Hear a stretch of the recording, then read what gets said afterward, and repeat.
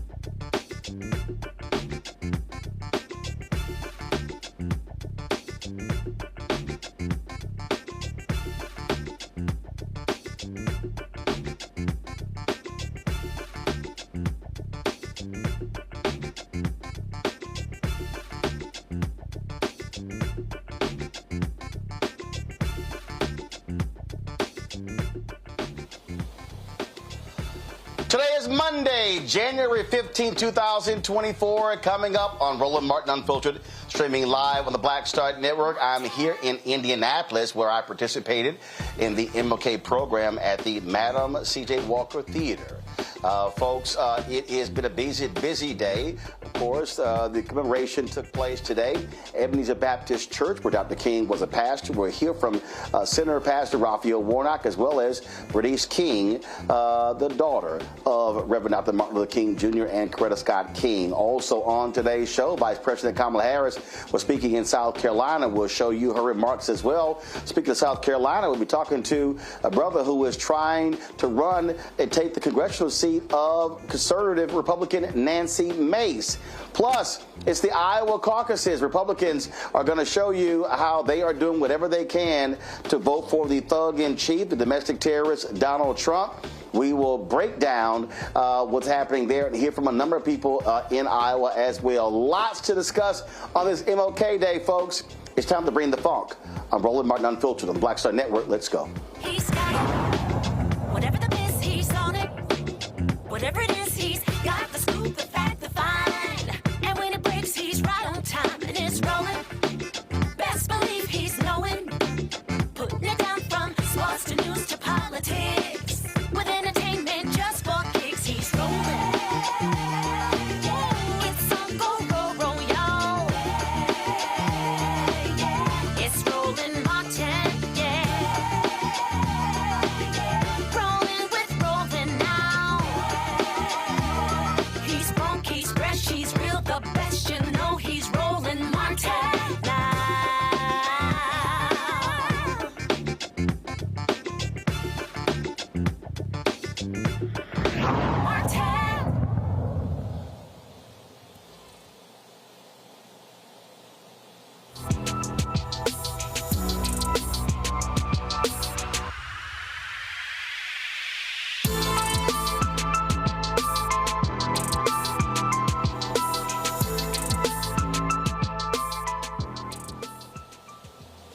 All across America and today, folks, there were different events and celebrations, parades, as well as program, speeches, breakfasts, speech contests, art contests, all focused on recognizing the federal holiday of the Reverend Dr. Martin Luther King Jr. Today was his actual birthday, and these celebrations took place in Philadelphia. President Joe Biden participated in a day of service in Philadelphia with volunteering with a hunger relief group there, helping prepare food boxes for those in need. I was here in Indianapolis speaking at the Madam C.J. Walker Theater here to a sold-out audience. Had a fabulous time here. Yesterday, of course, was in Charlotte and was in Long Island on Saturday, and so quite the busy weekend. And, of course, as we said, this is the busy federal holiday for Dr. Martin Luther King Jr. And our Vice President, Kamala Harris, she was in South Carolina, where she focused on not just on Dr. King, not just on speeches, not just on his life, but also on his agenda. Today, we celebrate the legacy of Reverend Dr. Martin Luther King Jr., a visionary who saw what could be unburdened by what had been, an organizer who moved the minds, the hearts, and the feet of the American people, a leader who dedicated his life and in the end gave his life to advance one of our nation's highest ideals, the ideal of freedom. Freedom is fundamental to the promise of America. Freedom is not to be given. It is not to be bestowed. It is ours by right.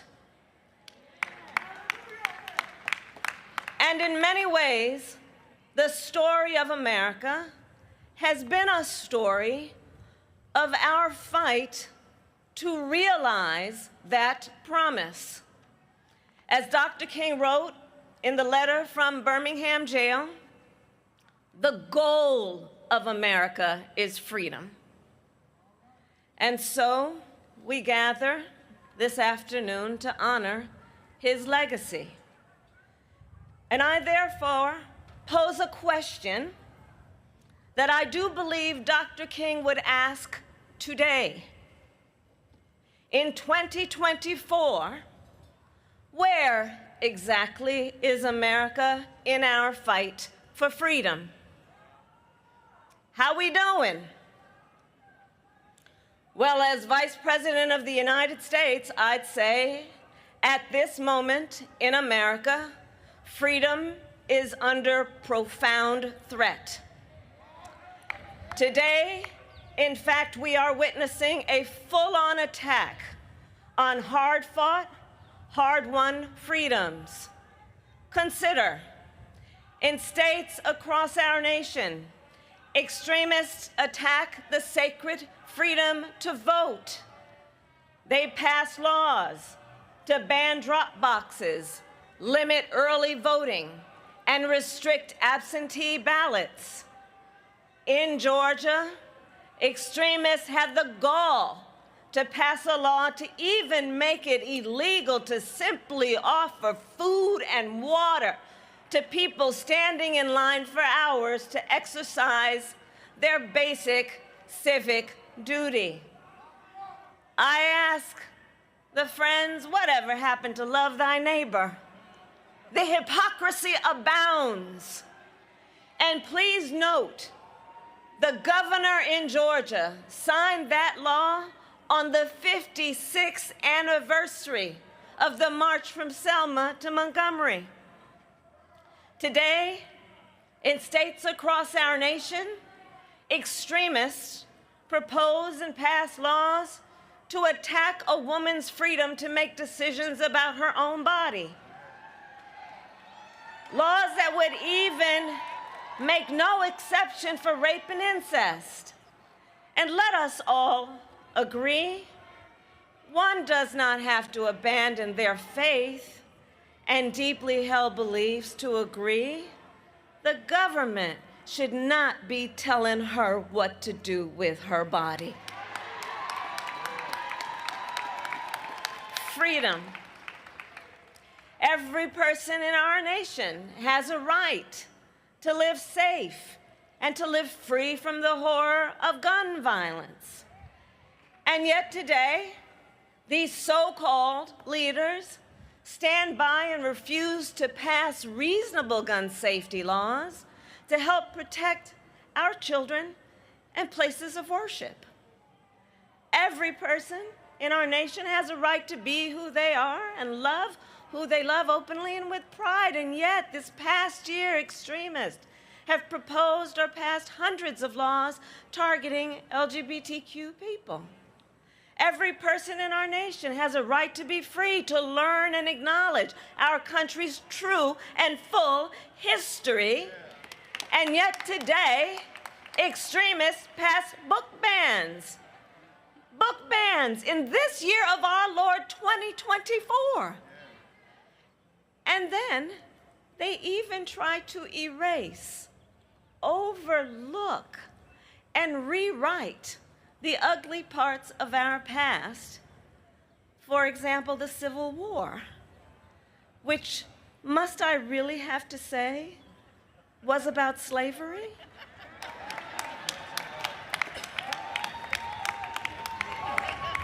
All the while, they tell our children that enslaved people benefited from slavery. They insult us in an attempt to gaslight us, in an attempt to divide and distract our nation with unnecessary debates. Fundamental freedoms under assault.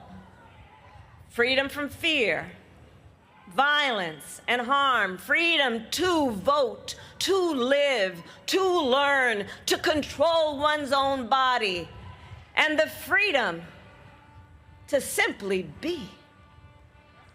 And understand the profound impact these attacks have had on the next generation of leaders. So many of our young leaders are here this afternoon. This past fall, I met with more than 15,000 young leaders in my Fight for Our Freedoms college tour, including at the College of Charleston. From our young leaders, I heard that the assault on freedoms, well, it's a lived experience. It's not just hypothetical. Think about it. During the height of their reproductive years, this generation has witnessed the highest court in our land, the Court of Thurgood, take a constitutional right that had been recognized from the people of America, from the women of America. This generation now has fewer rights than their mothers and grandmothers. That is not a hypothetical. That from kindergarten to 12th grade, this young generation has had to endure active shooter drills. Our children, who should be in a classroom fulfilling their God-given potential to explore the beauty of the world, and instead have to worry that someone might bust through their classroom door with a gun.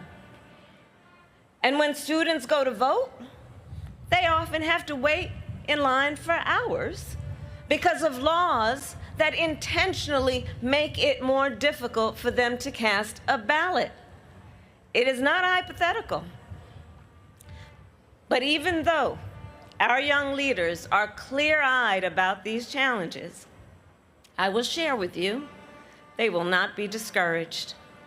They will not be deterred. Standing on the shoulders of the generations who came before, our young leaders are prepared and ready for this fight, as are we. 6 decades ago, from the steps of the Lincoln Memorial, Dr. King spoke to our nation, to the thousands of Americans who had marched that day on Washington, and he spoke of what he called a promissory note, a check that had been signed to the American people in the Declaration of Independence and the United States Constitution. Dr. King's voice rang out when he, quote, said, "We refuse to believe that the bank of justice is bankrupt. So we've come to cash this check," he said, "a check that will give us upon demand the riches of freedom and the security of justice." And of course, less than a year later, because of the movement that Dr. King and so many other great American leaders helped to build and sustain, the Civil Rights Act of 1964 was signed, and in the decades since, inspired by the power and the purpose of that movement, together we have won many victories to make our nation more free, more equal, and more just. From the passage of the Voting Rights Act to, yes, Senator, to the appointment of the first Black woman to serve on the highest court in our land.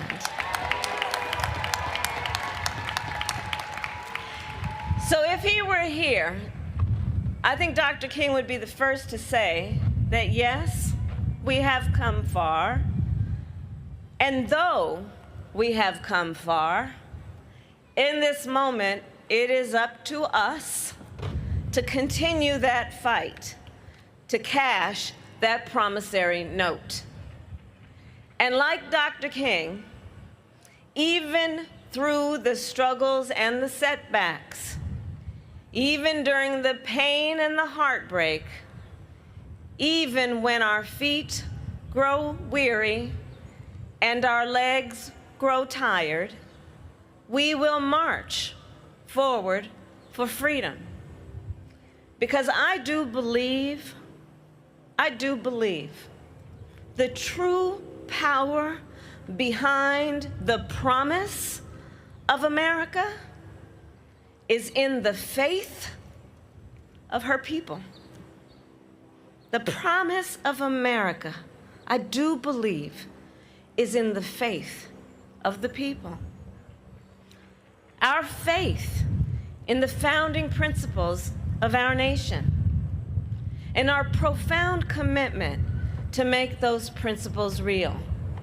Generation after generation, on the fields of Gettysburg, in the schools of Little Rock, on the grounds of this State House, on the streets of Ferguson, and on the floor of the Tennessee House of Representatives, we the people have always fought to make the promise of freedom real. And so today, we must do so once again. The great Coretta Scott King once said, "Freedom is never truly won. You earn it and win it in every generation." And at this moment in history, in the relay race of history, I say then, let us not throw up our hands, because it's time to roll up our sleeves. And we were born for a time such as this. And so with faith, with hope and optimism, we will fight. And when we fight, we win. May God bless you, and may God bless the United States of America. Thank you.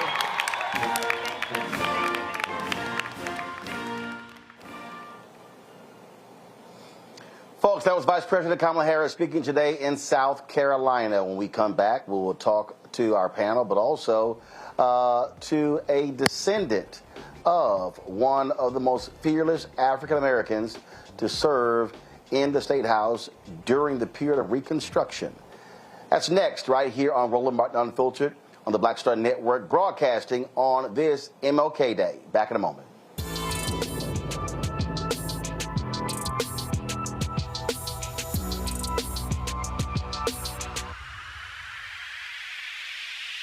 Next, on the Black Table with me, Dr. Greg Carr, author Dr. Maribel Mori, on her astounding and enlightening new book, White Philanthropy, a history we're betting you've never heard before. Don't miss an eye-opening episode of the Black Table, only on Black Star Network. On a next, A Balanced Life with me, Dr. Jackie, we talk about a hard, cold fact. Not all healthcare is created equal in this country, especially if you're a person of color. So many of us, Black families, we rely upon each other heavily. A lot of us aren't necessarily sure how to best communicate with our healthcare providers. How to take charge and balance the scales. Your life may depend on it. That's next on A Balanced Life on Black Star Network.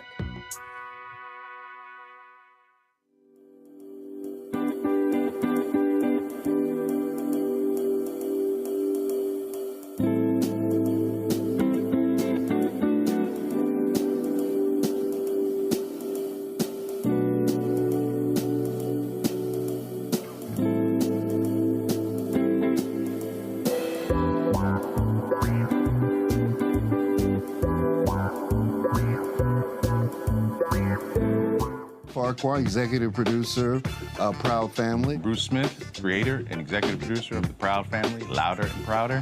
And you're watching Roland Martin Unfiltered.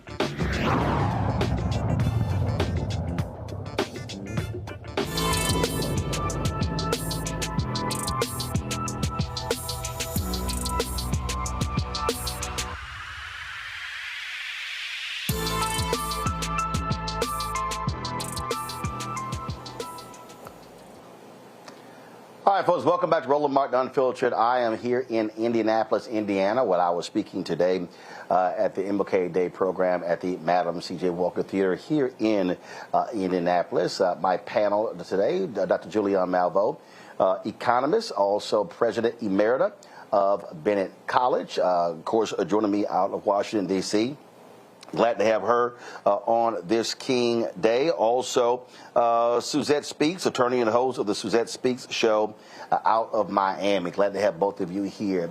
Julian, one of the things that I have said, I've spoken in 4 different events in the last 5 days. And one of the things that I have said is that one of the mistakes that we make every year is that we make today solely about Reverend Dr. Martin Luther King Jr.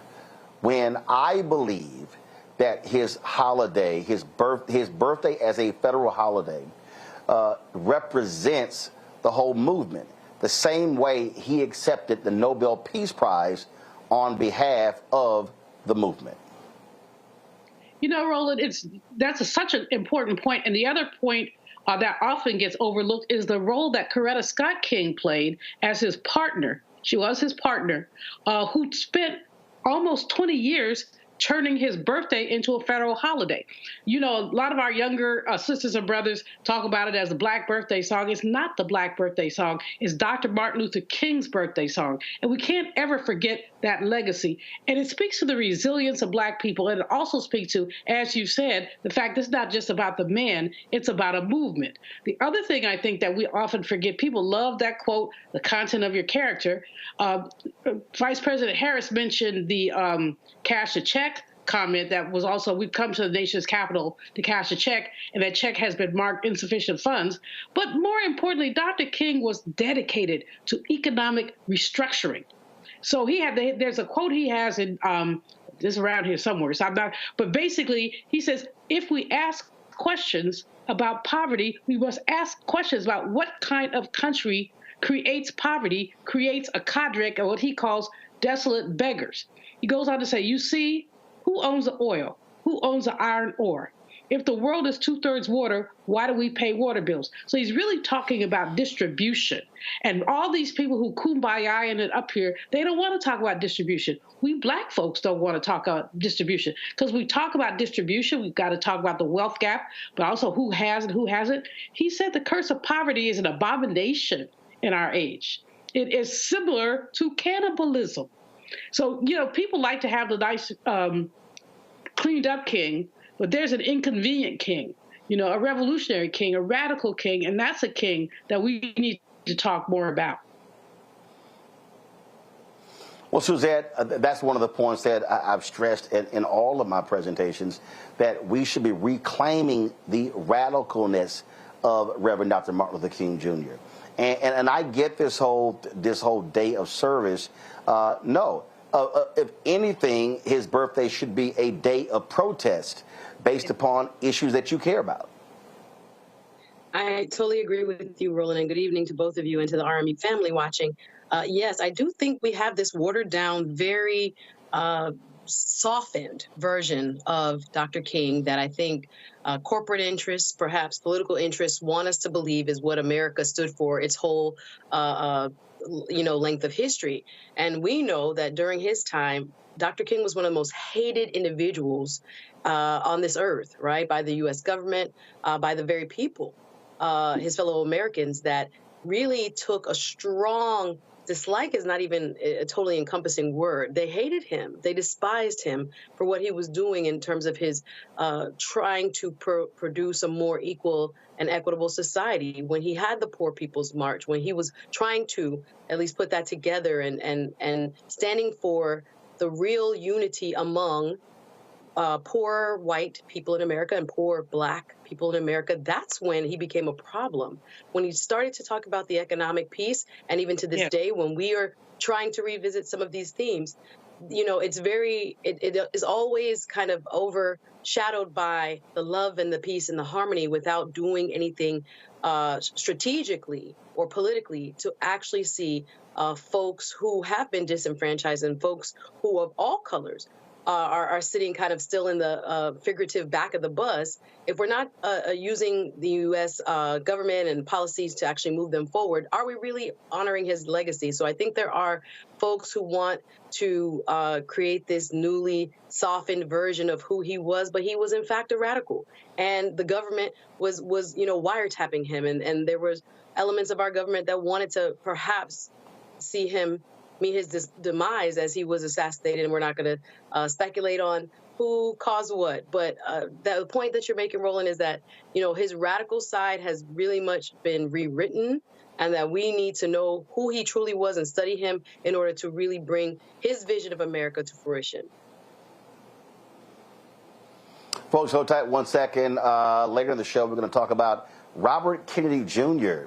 Did y'all hear the nonsense that he said where he literally defended his dad wiretapping Dr. King? Are you nuts? We'll discuss that, but coming up next, we're going to chat with a candidate for Congress in South Carolina. He wants to take the congressional seat of Republican Congresswoman Nancy Mace. We'll talk to him next right here on Roland Martin Unfiltered on the Black Star Network on this MLK Day 2024. Back in a moment.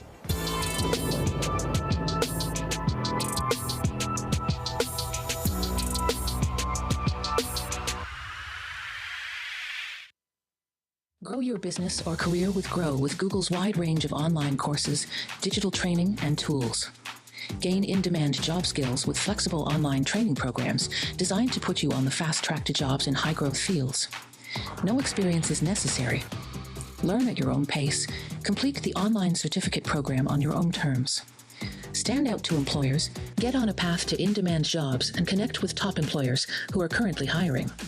Take one professional career certificate program or all 6. Earn a Google Career Certificate to prepare for a job in a high-growth field like data analytics, project management, UX design, cybersecurity, and more. All professional career certificate programs must be completed by December 31st, 2024. Scan the QR code to complete the application. There are 1,000 scholarships available. Grow with Google and J. Hood and Associates. Be job ready and qualify for in-demand jobs. This is Essence Atkins. What's the love king of R&B, Raheem Devon? It's me, Sherry Shepherd, and you know what you watch. You're watching Roland Martin, Unfiltered.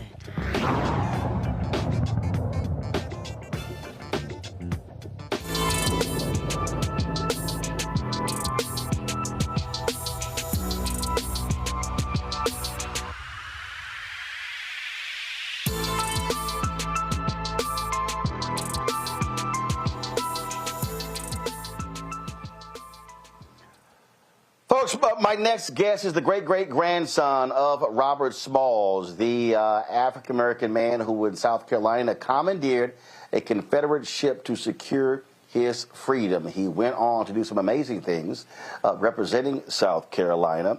Well, his descendant is running for U.S. Congress, hoping to replace Republican Congresswoman Nancy Mace. Michael B. Moore joins us right now.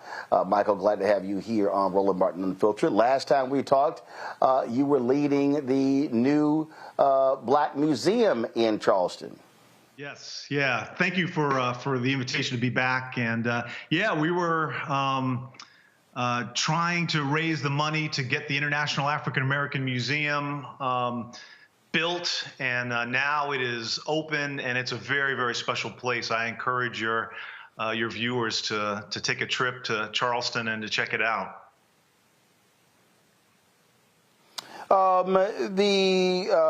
When we talk about, running for office, what was it? What stood out to cause you to say, you know what, I need to do this to replace Nancy Mace in Congress? I am descended from a number of people, not just Robert Smalls, but a number of people who have really contributed greatly to their communities, to the state, to the country via elected office. If I'm elected, I'll be the fourth in the last 5 generations of people.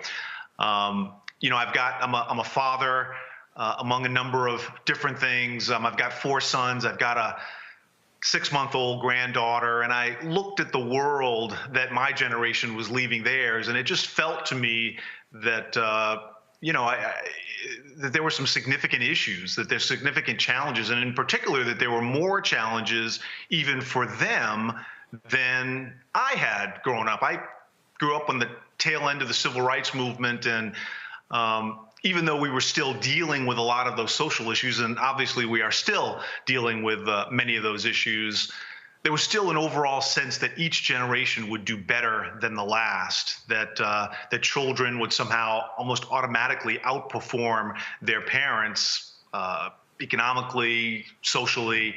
And I don't think that as a society now, when I look at the state of the economy, the state of politics, the state of social interactions, I just don't think that we can be just so automatically confident about the future.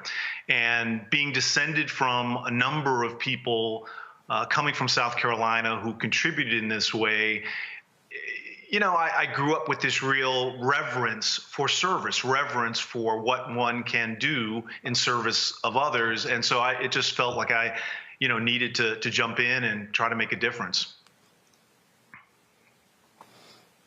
Today, the woman who you want to replace offered her thoughts on this MLK Day, and I want to read this here.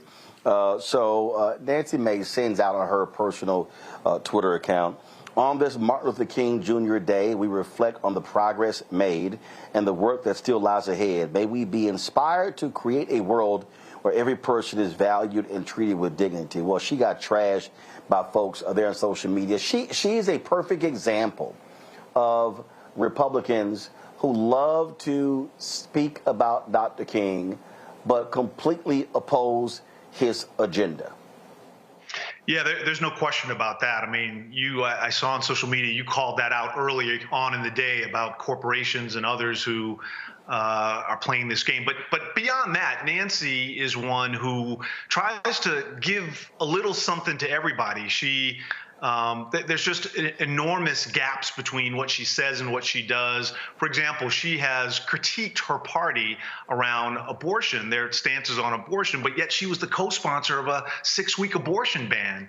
She says that she voted against the speaker, Kevin McCarthy, because of his stance on issues around women, but yet she supported and voted for our current speaker, who is even further to the right on women's issues. So, you know, Nancy seems to be about Nancy. She is, I don't know whether she's out running apparently to try to curry favor with former President Trump to potentially become his vice presidential choice, or whether she's, you know, trying out for a gig on Fox News. Who knows? But it's really clear that isn't she the same person?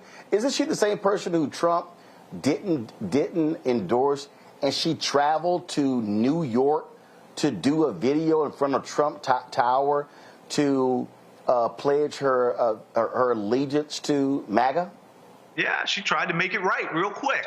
But yeah, she's all over the place. Wow, that's absolutely crazy there. Questions from our panel. Jillian, you're first.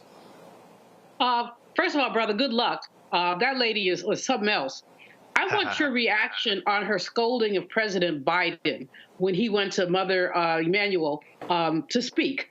And she was very, very caustic about his presence there. What do you think about her remarks? And what does the community think about her remarks? You know, I think that she felt exposed to a certain degree. You know, she knew she wasn't going to show up to Mother Emanuel. So the fact that the president did, you know, she had to come up with something to say about that. Beyond that, I've been in touch with a number of people. A number of community leaders were there at the church and were very appreciative that the President of the United States would come to Charleston, would come to Mother Emanuel to talk about things that were, you know, of deep and great importance to the country at that sacred place. So, no, I mean, you know, she had a you know, a bang up week in terms of, you know, being in front of the media last week, and that was just the start of it. Suzette? Good evening, Mr. Moore. I was reading in an article dated October 2023 about how gerrymandering may have an influence or an ultimate impact on your ability to win the 1st Congressional District. It was speaking about 30,000 Black voters now being excluded from the 1st Congressional District. Could you tell us a little bit more about where that stands? I know that it was appealed, and could you tell us, you know, where that stands now and how it affects you? Yeah, thanks for the question. A group of federal judges ruled that 30,000 African-American voters were unconstitutionally gerrymandered from our district, the 1st Congressional District in South Carolina. And that was appealed to the Supreme Court. And we should be hearing any moment, about their response to that. On one hand, I'm optimistic because of their rulings in North Carolina and Alabama and Louisiana upholding the Voting Rights Act. This is a slightly different case, although the very principle of one person, one vote is still what we are discussing. And it's difficult to be confident about our current Supreme Court doing the right thing. But there is reason to be optimistic. But as it relates to us and our campaign, we jumped in, we made the analysis of the district as it stands now, and we're feeling really, really confident. And frankly, the more Nancy continues to sort of alienate herself from our district and from the people of the 1st Congressional District, the more that she ignores the real, needs of people here many who are struggling with 2 and 3 jobs to, put food on the table, many who are dealing with health issues. Most people know the #1 cause of bankruptcy in this country is medical debt. And because South Carolina chose not to take on Medicaid expansion, we are suffering, in many instances worse than other states on that issue. So there are real issues here, and she is off with her political theater and just her shenanigans. Well, the primary takes place February 3rd in South Carolina. You first got to get through that before you go to the general. So, Michael, certainly good luck when it comes to the primary. And so we'll see what happens after February 3rd. Thank you. Well, actually, our primary is not until June 11th. We are on a slightly different. Okay, sorry. So the presidential primary. Is in February. Yes, presidential primary February 3rd. Our primary is June 11th. And for those who are interested and want to know more, you can just go to the website. My name, michaelbmoore.com, and lots of information there. And would love your support. All right, Michael, we certainly appreciate it. Thanks a lot. Thank you so much. It's been a pleasure. Folks, when we come back, Robert Kennedy Jr., who's running for president, says literally that his dad and his uncle were absolutely right to wiretap Reverend Dr. Martin Luther King Jr. Because, it was needed. Yeah, we're going to talk about that when we come back on Roland Martin Unfiltered on the Black Star Network. You want to support us in what we do, please do so by joining our Bring the Funk fan club. Folks, when I was here in Indianapolis today, there were people who literally came up to me and shared with us their support of what we do. I appreciate that. And in fact, one brother, let me see if I can go ahead and find this, and I don't know, see which phone I put this on. This brother, he said he didn't trust the mail. He didn't trust any of that stuff.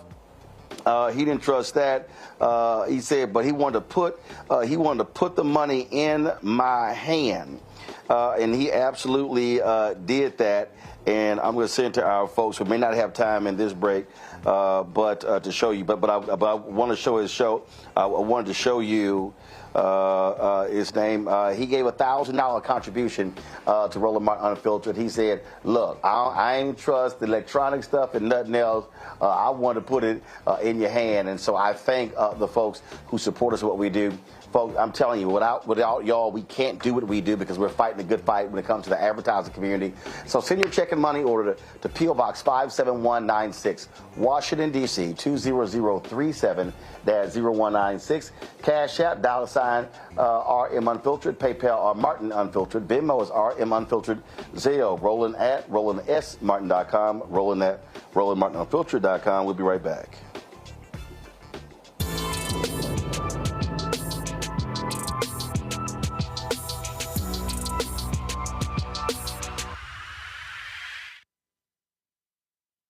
talk about blackness and what happens in black culture, we're about covering these things that matter to us, speaking to our issues and concerns. This is a genuine people-powered movement. There's a lot of stuff that we're not getting. You get it, and you spread the word. We wish to plead our own cause. Too long have others spoken for us. We cannot tell our own story if we can't pay for it. This is about covering us. Invest in black-owned media. Your dollars matter. We don't have to keep asking them to cover our stuff. So please support us in what we do, folks. We want to hit 2,000 people, $50 this month, raise $100,000. We're behind 100,000, so we want to hit that. Y'all money makes this possible.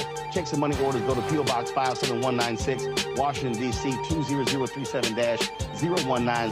The Cash App is $RM Unfiltered. PayPal is R Martin Unfiltered. Venmo is RM Unfiltered. Zelle is Roland@RolandSMartin.com. I'm Dee Barnes, and next on The Frequency, we're talking about the rise in great Black literature and the authors who are writing it. Joining me will be professor and author Donna Hill, discuss her writing journey and becoming a best-selling author. I always was writing, but I never saw anybody that looked like me in the books that I was reading. Plus, her work with the Center for Black Literature and next year's National Black Writers Conference. That's right here on The Frequency on the Black Star Network. I am Tommy Davidson. I play Oscar on Proud Family, Louder and Prouder. Right now, I'm rolling with Roland Martin, unfiltered, uncut, unplugged, and undamn believable. You hear me?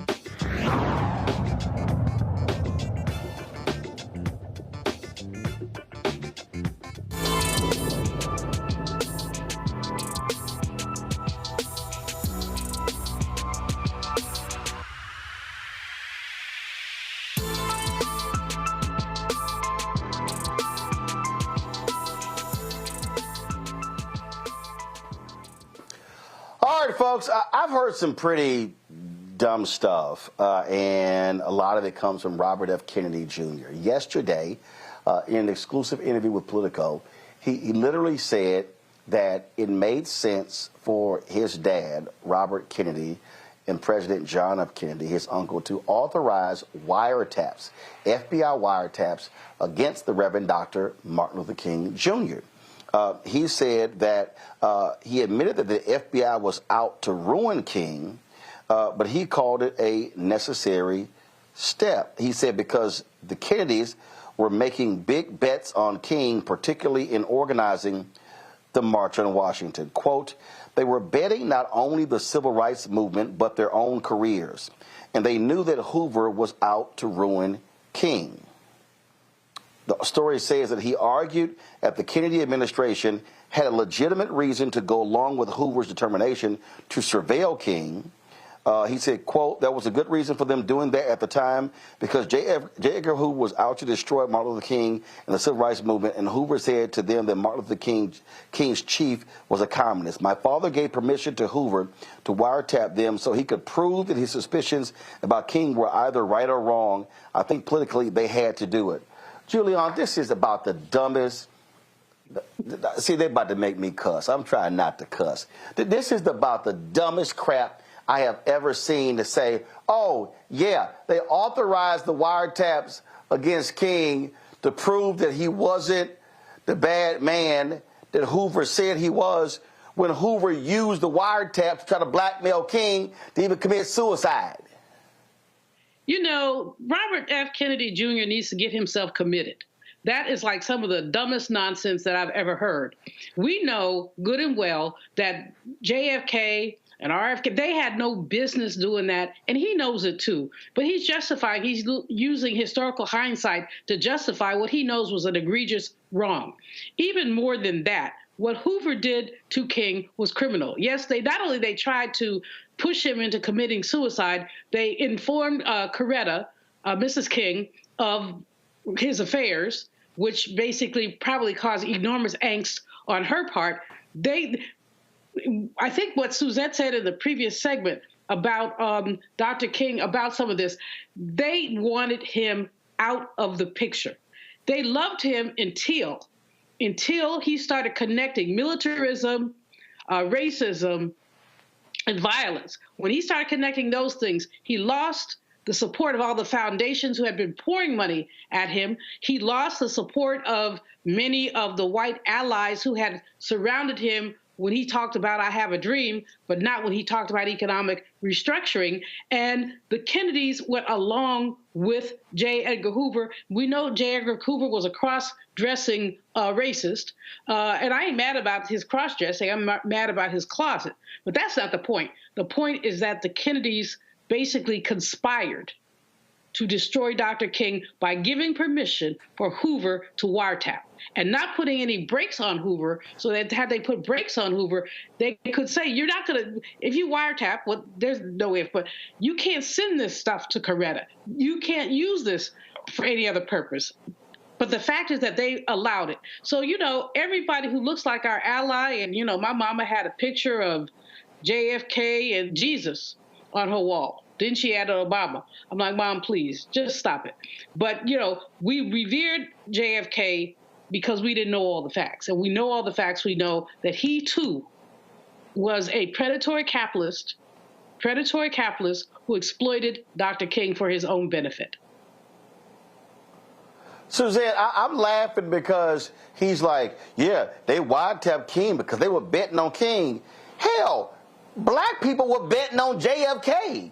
So this notion that, oh, they had to wiretap King to really find out, to prove to Hoover that he wasn't like that. No, man, yo, seriously? No. This is dumb. It's shameful and despicable. The reality is one of the greatest mistakes Robert F. Kennedy ever made was authorizing that wiretap of Dr. King, because that gave J. Edgar Hoover more ammunition to try to destroy MLK. And what the FBI did with COINTELPRO, this in essence is RFK Jr. essentially defending COINTELPRO, which targeted black leadership across the country. Yeah, I think as the young people would say, Roland, they would say, stop the cap, sir. I don't understand why he felt it was necessary to try to defend this. It is actual evidence now, again, with everything that has come out since his death, that, you know, the Kennedys were duplicitous, right?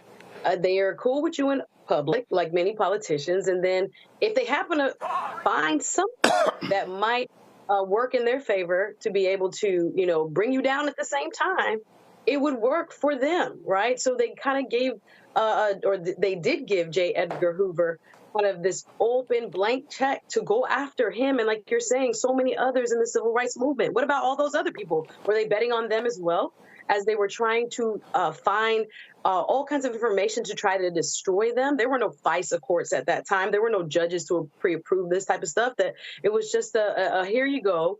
And this man with this personal vendetta and mission to stop the civil rights movement in its tracks and to stop Dr. King in particular and to make his life hell was the purpose. And they knew it, right? The Attorney General, RFK's dad, knew about it. His uncle, the president, knew about it. But I don't understand why he felt it would be a good argument to make now that somehow there was something defensible about it. No, they were duplicitous.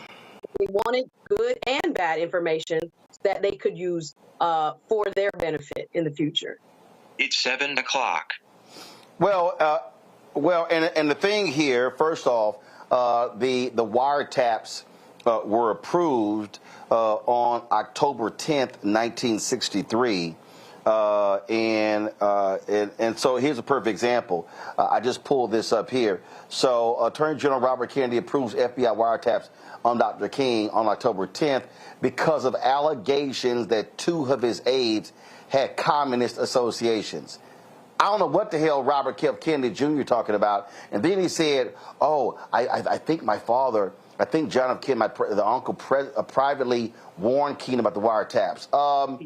King and JFK had an explosive confrontation on June 22nd, 1963, about those allegations, and so that's just absolutely nonsense. And in fact, those same wiretaps embarrassed Robert Kennedy when he ran for the United States Senate in 1964, for president in 1968. 8. So, sorry, RFK Jr., you're full of crap. You're full of crap. And in fact, the FBI tried to blackmail King by sending him a letter on November 21st, 1964, that was sent to his wife that contained tape recordings of King supposedly having sex with other women and strongly urging him to kill himself. But sure, RFK Jr., it was about them betting big on MLK. This is what happens, Julian, when folks are trying to rewrite the story after the fact, and we ain't letting that happen. No, Roland, this is why you are so important and why this is such a service. Because basically, people are trying to rewrite history, and RFK Jr. just needs to go somewhere. I mean, you can't. The fact is that our history is profoundly flawed. Lots of people have made lots of mistakes, and many of them around issues of race. Let's just learn about them so that we can avoid them in the future. Instead, there are those who want to rewrite history. Oh, we really didn't do that. Oh, the Civil War was really not about slavery. Or, oh, lynching really didn't happen. The fact is that we have an ugly history, but as a nation, we only come together when we acknowledge the history and then move ahead. This person, RFK Jr., he does not want to acknowledge history. He's making excuses. And guess what? The whole thing was entirely unnecessary. He could have easily said, yes, this happened. It was regrettable. He didn't have to talk ugly about his daddy or his uncle. He could have just said, this was regrettable. I mean, the context of the times, we all know that when you said somebody was a communist, that was like kryptonite. And so you could, at some level, if you got into their warped brains, kind of say, okay, I can see why that happened. Do not try to make excuses. Simply say, it happened. It was regrettable. Let's move on. But these folks want to clean it up. They want to try to do this kumbaya crap. And it's infuriating, but it's also disgusting, Roland. We look at basically the record that they continue to try to cut and paste, just like the Orange Man talking about the people being hostages, the people who starved the Capitol being hostages. Well, if you're a rhetorician, you can say anything about anything and think it means anything, but those of us who know and believe in the truth and believe in freedom, as Vice President Harris said, will not go down like this. So let's continue to snatch off the blinders and tell the truth, and RFK Jr. just needs to go somewhere. Well, bottom line again, we're not going to sit here and play these little games with folks who want to distort the truth. All right, folks, hold tight 1 second. We come back. The Iowa caucus, Republicans are going to vote. Donald Trump wants to destroy his rivals. You've got these white evangelicals in Iowa who literally are going to vote for a domestic terrorist, but they think he's just great and wonderful. Yeah, we got lots to talk about that when we come back. And also a new poll shows exactly how these white conservative voters think. And they really believe in their minds that racism against whites is just as bad as it is against minorities. These people are utterly delusional. You're watching Roland Martin Unfiltered right here on the Black Star Network on this MLK Federal Holiday 2024.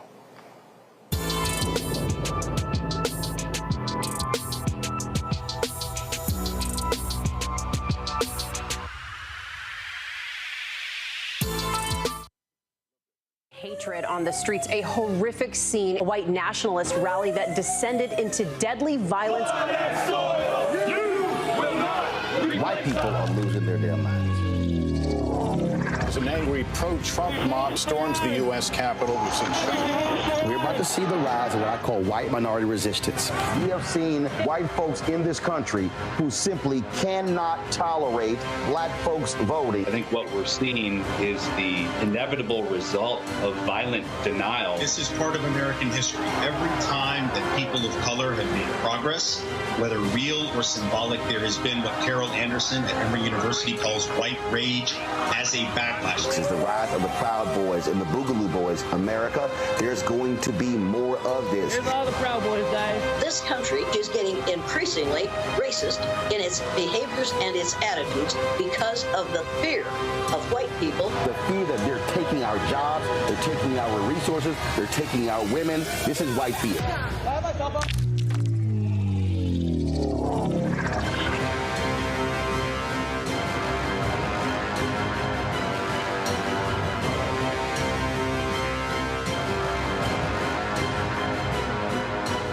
the next A Balanced Life with me, Dr. Jackie, we talk about a hard, cold fact. Not all healthcare is created equal in this country, especially if you're a person of color. So many of us, Black families, we rely upon each other heavily. A lot of us aren't necessarily sure how to best communicate with our healthcare providers. How to take charge and balance the scales. Your life may depend on it. That's next on A Balanced Life on Black Star Network. On the next Get Wealthy with me, Deborah Owens, America's Wealth Coach, nurses are the backbone of the healthcare industry, and yet only 7% of them are Black. What's the reason for that low number? Well, a lack of opportunities and growth in their profession. Joining us on the next Get Wealthy is Needy Bartonelli. She's going to be sharing exactly what nurses need to do and what approach they need to take ownership of their success. So the Black Nurse Collaborative really spawned from a place and a desire to create opportunities to uplift each other, those of us in the profession, to also look and reach back and create pipelines and opportunities for other nurses like us. That's right here on Get Wealthy, only on Black Star Network. Hello, I'm Paula J. Parker. Truly proud of the Proud Family, Louder and Prouder on Disney+. And you're watching Roland Martin, Unfiltered.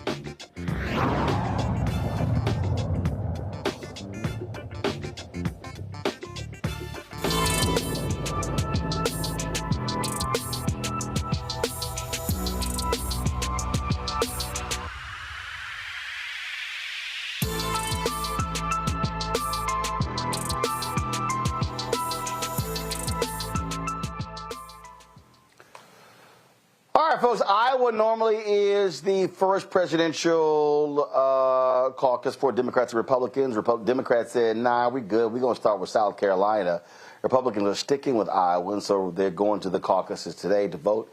On the Republican side, you got Donald Trump, and, of course, you got Nikki Haley, Vivek Ramaswamy. You got all these other different people. Bottom line is it's really the nutcases over there.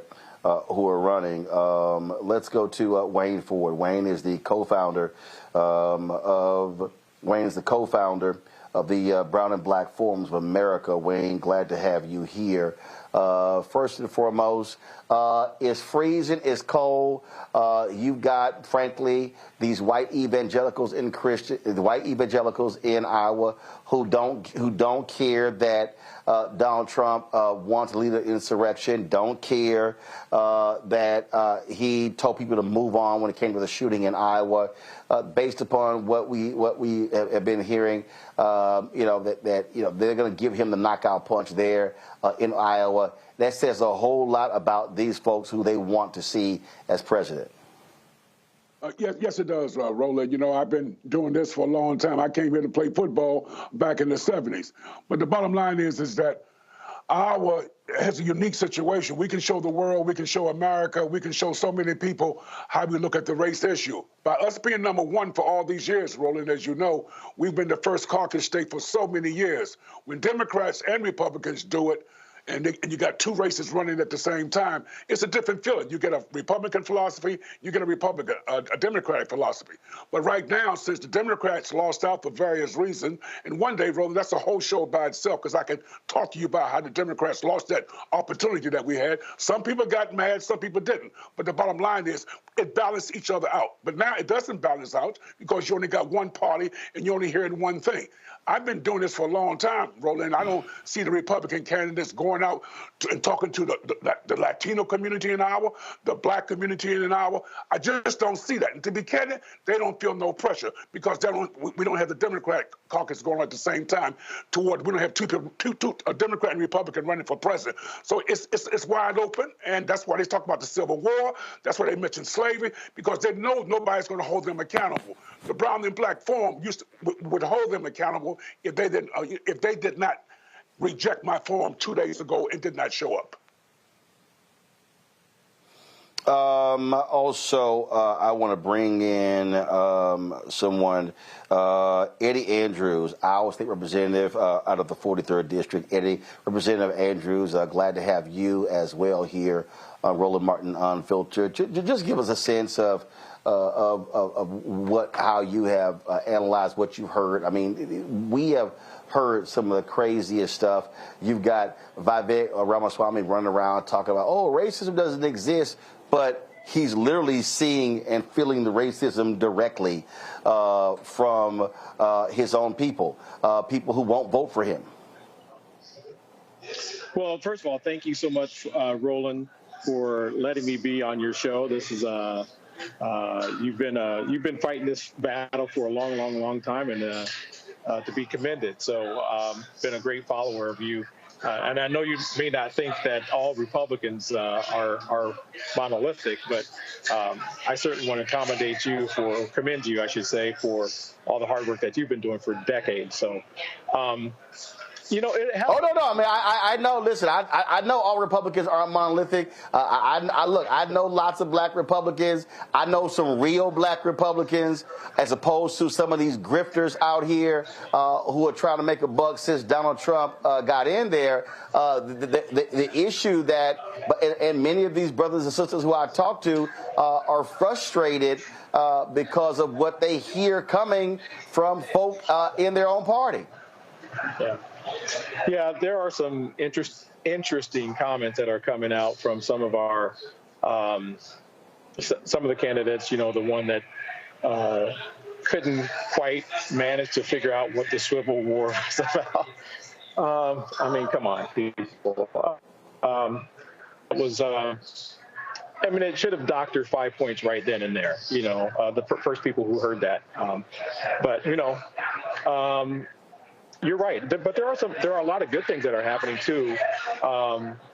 You know, we are here, like Wayne Ford said. You know, this is a great opportunity to hear people, whether you like their message or not. It's really a great opportunity to caucus itself to really get your message out one-on-one to people in pizza ranches and coffee shops all across Iowa, Starbucks. And get your message. If it doesn't resonate, then, you know, move on. Well, on that point, obviously, Democrats chose not to go first because they've had some serious problems counting in Iowa. I mean, the last two caucuses did not go well there. I remember being on CNN in 2012, and it was like, damn, it was like till 3, 4 o'clock in the morning for stuff. So what I don't understand is, look, what's wrong with one man, one vote? Why do people have to declare in front of others who they want to vote for? So do you like the caucus, or do you prefer an actual primary like we normally see one?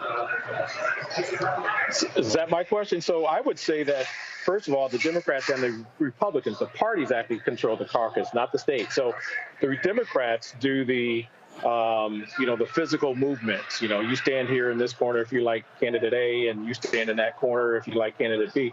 Republicans are a little bit more streamlined. You know, you have the speeches; those still do happen at every caucus. You know, someone will stand up for Donald Trump, someone will stand up for Vivek, someone will stand up for you know, whoever else, and then after that, you vote and you go home. You handle a little bit of county business and caucus business, and then you go home. So you're out. You don't have to do all that. That's just, I actually like that. It's not quite a primary, but I got to tell you, the weather though too is also a critical piece. I had a senior lady. We were going to pick her up. I don't know who she's voting for or caucusing for, but she's, I think, in her 80s. And she said, you know what? I'm not coming out on minus 15-degree weather with the wind chill of minus 40. So someone else is going to have my vote. So it's really interesting how all these things happen at the, and even weather comes into play on a cold winter day in Iowa. Well, Wayne, that's why for me, I get the uniqueness of the Iowa caucus. They got caucuses in Nevada.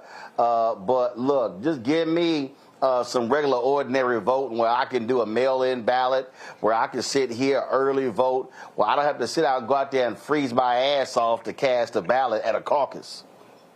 Well, Roland, I grew up in Washington, D.C., so I kind of, I grew up in a federal city, and I understand that. And originally, I'm from North Carolina, so I definitely hear what you're saying.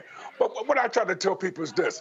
I came out here a long time ago, and when I was a young man, I'm an older man now. But when people ask me, well, what's so special about Iowa? I tell them this story, Roland. In about 1913, Woodrow Wilson asked every state in America, I'm not going to give a black man a gun in Washington, D.C. or Maryland or Virginia because they're not going to allow it. But this is World War I. I want black men to learn how to fight. So he had the Secretary of State send letters out to all the states in America during World War I. Only one state sent a letter back and said they would give a black man a gun and train him how to fight during World War I. One state. And that state is the state of Iowa. And that Fort Des Moines of Iowa is still here now. Me and Colin Powell served on the same board together many years ago, the late Colin Powell. And I told him when we got a chance to meet, if it wasn't for those brothers in Fort Des Moines in 1913, you might never been a five-star general. There's a lot of stories here in Iowa that no one knows about, Roland. Yeah. I second that. Well, look, I appreciate that story, but it's still too damn cold to be going out caucusing. I appreciate that, but I'm like, say, dog, I'm with that woman, Representative Andrews was talking about. She said it's too cold. It's too cold. Representative Andrews, before I let you go, who are you supporting in this Iowa caucus? Out of the 5 people or 6 people that are still in the race, I like Vivek. Doesn't mean I like everything he says, but I like that he's willing to think outside the box and not be, the same old, same old. Okay. All right. Folks, I appreciate it. Thanks a bunch. Stay warm. And if I ever get back to Iowa, I can tell y'all it will not be in January, February, March, April, or May. I don't like sitting here being in Indianapolis right now where it's 2 degrees. Gentlemen, I appreciate it. Thanks a lot. Touche. Thank you. All right, going to a break. We'll be right back. Roland Martin Unfiltered on the Black Star Network, live from Indianapolis. Back in a moment.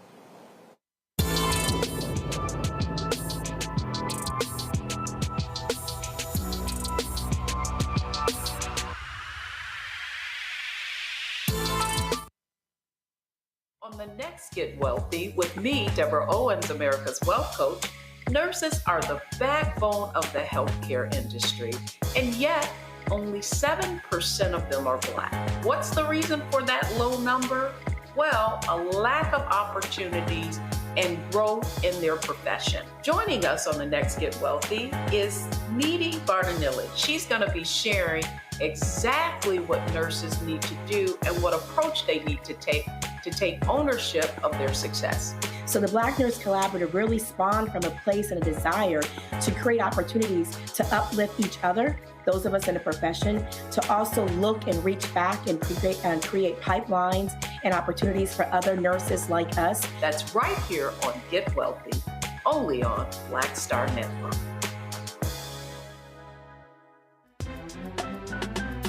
I'm Faraji Muhammad, live from LA. And this is The Culture. The Culture is a two-way conversation. You and me. We talk about the stories, politics, the good, the bad, and the downright ugly. So join our community every day at 3 p.m. Eastern and let your voice be heard. Hey, we're all in this together. So let's talk about it and see what kind of trouble we can get into. It's The Culture, weekdays at 3, only on the Black Star Network.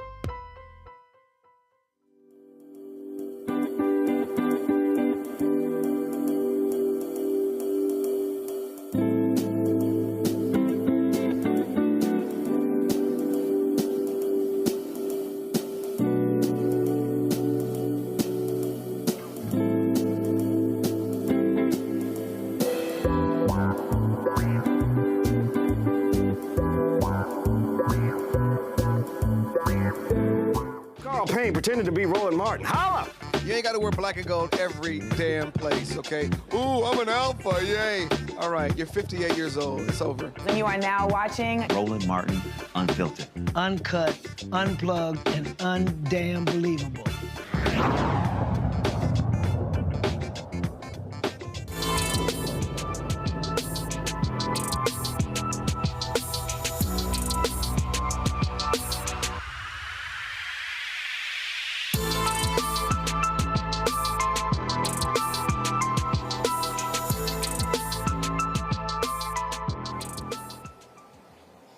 Folks, welcome back to Roland Martin Unfiltered. Joining us right now is Mark Smith. He is the former Iowa Democratic Party chair, as well as Dwana Bradley. She's the owner and publisher of Iowa Urban Media and the Urban Impact Show.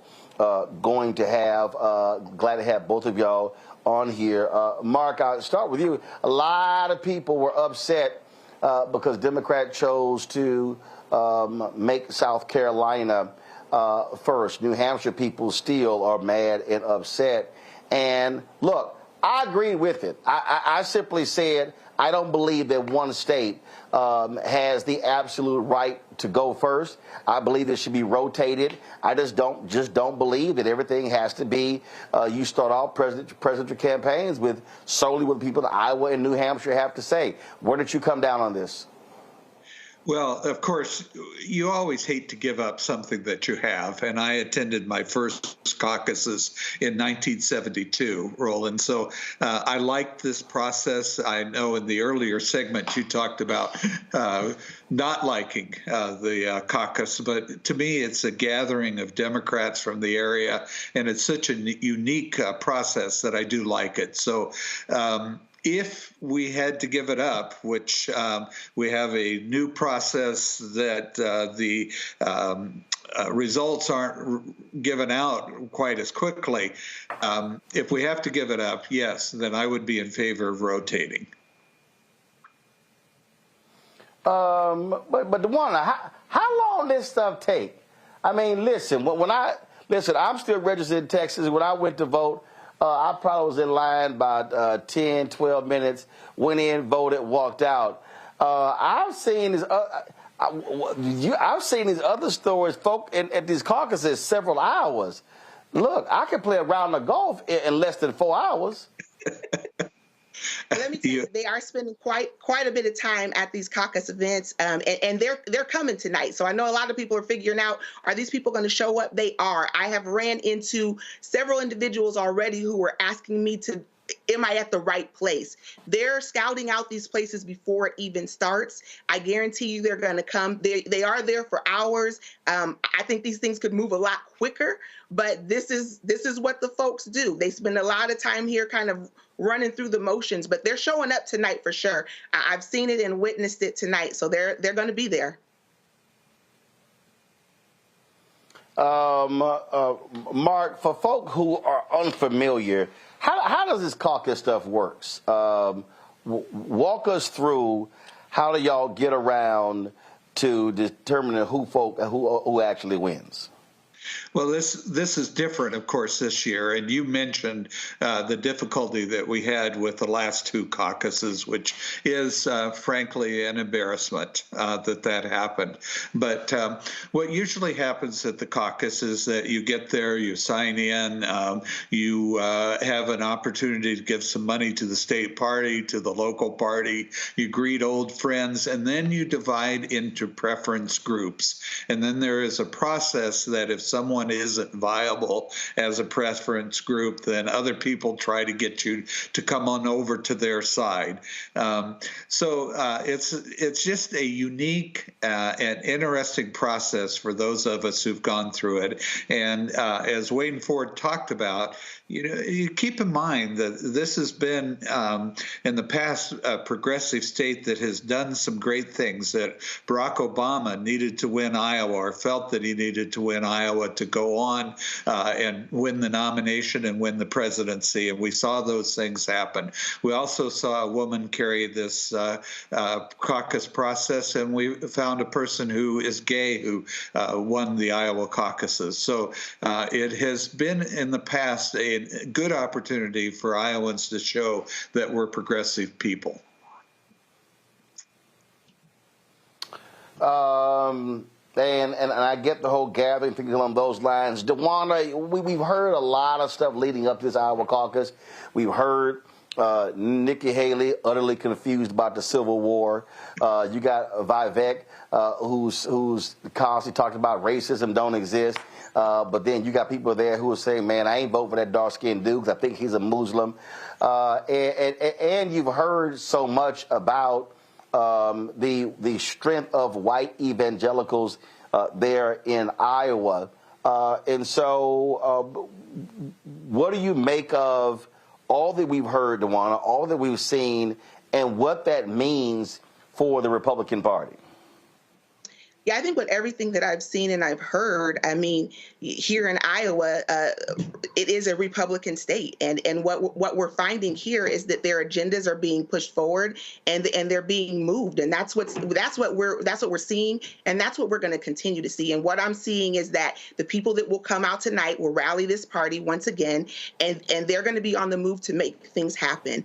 I think it's sad and unfortunate because there's a lot of rhetoric that we know that this party is bringing forward that is not true, but also the people here are we say drinking the Kool-Aid. They're drinking it here, and they're buying into it, and it's unfortunate. So what it's going to do is just bolster things as it moves on into other states. I know that Iowa doesn't always determine the winner or who's going to be the Republican candidate, but I will tell you that what's going to happen tonight is just going to be something that we're going to see kind of push across this nation, and that Republican narrative, those things that they are saying are going to continue to be pushed across the country. And I honestly, personally, as someone who has watched this rhetoric, now I'm sad, and it makes you really not hopeful for things to come. Questions from our panelists. Suzette, you're first. Yes, I'd like to know if you saw any, either of you, thank you for being here, Mr. Smith and Ms. Bradley, saw any of the Republican candidates in traditional urban strongholds. I know people don't necessarily identify anywhere as urban from the outside anyway, looking into Iowa, but I know there are enclaves, obviously, where there are Black populations, or significant, if you will, for Iowa, in Des Moines, in Davenport, in Waterloo. Were there any visits to those areas by any of the Republican candidates? And for either of you, did they speak to any issues or messaging that would resonate with Iowa residents who live in those very urban areas? I will tell you, for me, I feel like their rhetoric has not touched people who look like me. And I will say it's been very far and few between that they've been in those areas. They've been in those areas, but have they gone into the communities in which I think a high majority of Black and brown individuals are a part of? I don't think so. And I think that the broader issues that they're talking about are the broader issues. They're talking about immigration. They're talking about some of these other issues, but they're not talking about the issues that would impact someone that look like us. So to answer your question, I would say no. I have not heard anything that is resonating with me that would make me feel like they're caring about any of the issues that we're impacting. As you all know here, they're making laws and things that where we can't even talk about our own history here, or they're limiting the things that we do. So I feel like they have been very out of touch with the Black and brown communities.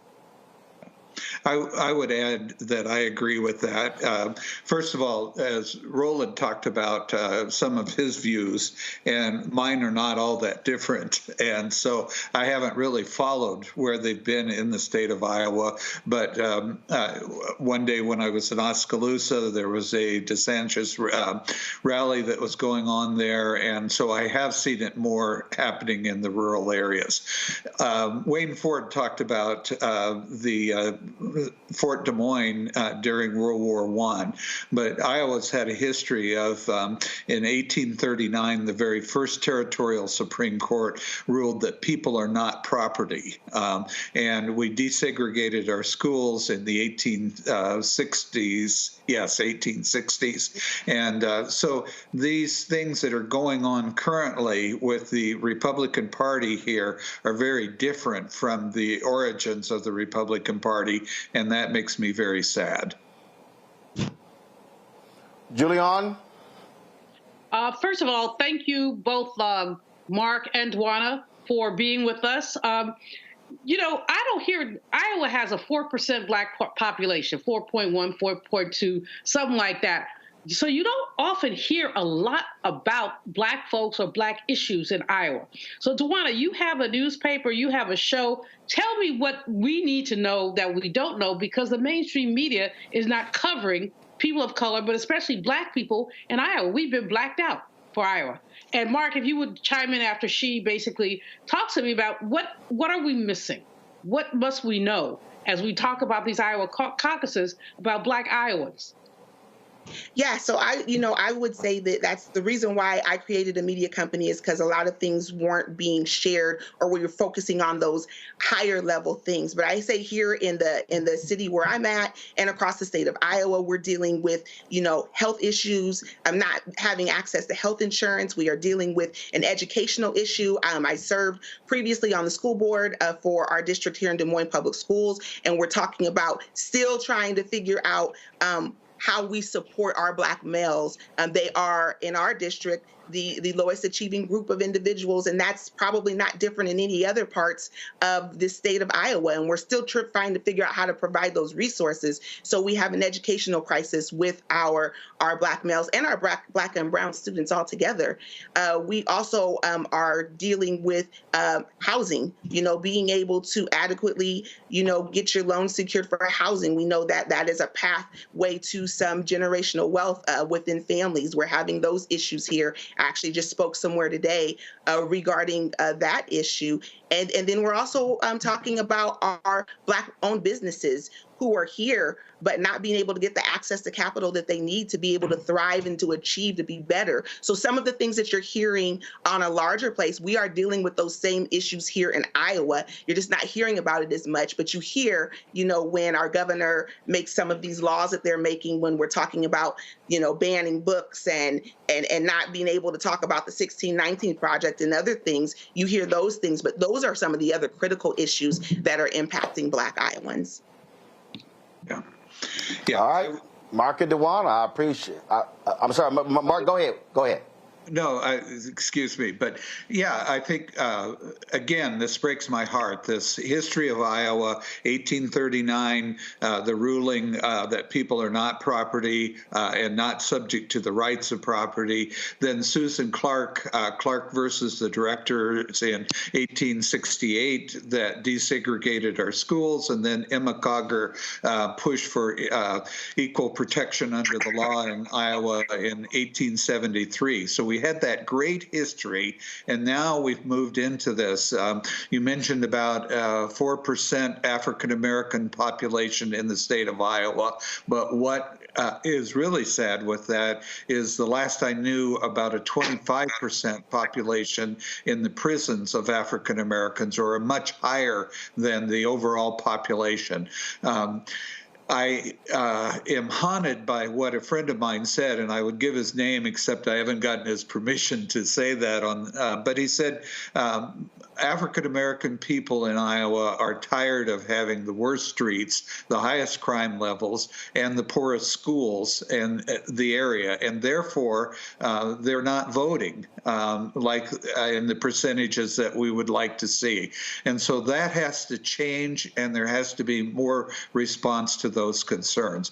I would end with a shout out to my friend Wayne Ford, who was on earlier, who did more to protect all of Iowa's children against lead poisoning than any other legislator that came before or after him.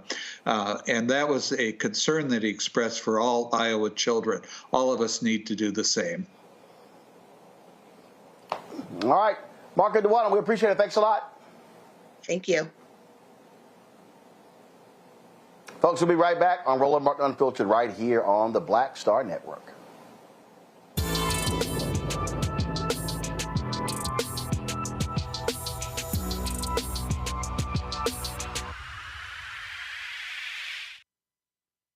I'm Dee Barnes, and next on The Frequency, we're talking about the rise in great Black literature and the authors who are writing it. Joining me will be professor and author Donna Hill, discuss her writing journey and becoming a best-selling author. I always was writing, but I never saw anybody that looked like me in the books that I was reading. Plus, her work with the Center for Black Literature and next year's National Black Writers Conference. That's right here on The Frequency on the Black Star Network. Grow your business or career with Grow with Google's wide range of online courses, digital training, and tools. Gain in-demand job skills with flexible online training programs designed to put you on the fast track to jobs in high-growth fields. No experience is necessary.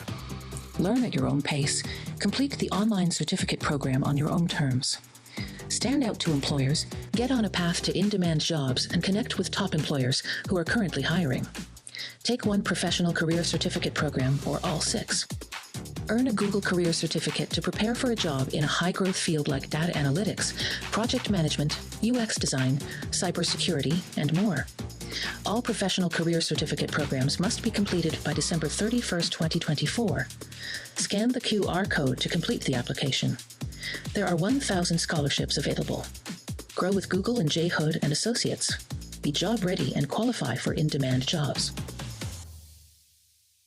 Next, on the Black Table with me, Dr. Greg Carr, author Dr. Maribel Mori, on her astounding and enlightening new book, White Philanthropy, a history we're betting you've never heard before. Don't miss an eye-opening episode of the Black Table, only on Black Star Network. On a next, A Balanced Life with me, Dr. Jackie, we talk about a hard, cold fact. Not all healthcare is created equal in this country, especially if you're a person of color. So many of us, Black families, we rely upon each other heavily. A lot of us aren't necessarily sure how to best communicate with our healthcare providers. How to take charge and balance the scales. Your life may depend on it.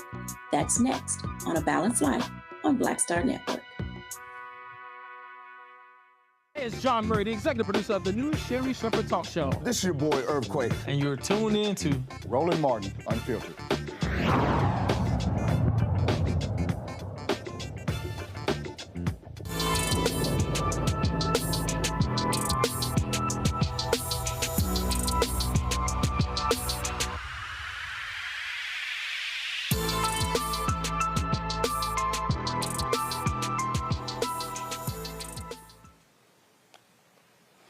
All right, folks, in our last segment, you heard Suzette and Julian both ask our guests about the issues that matter to Black and brown people.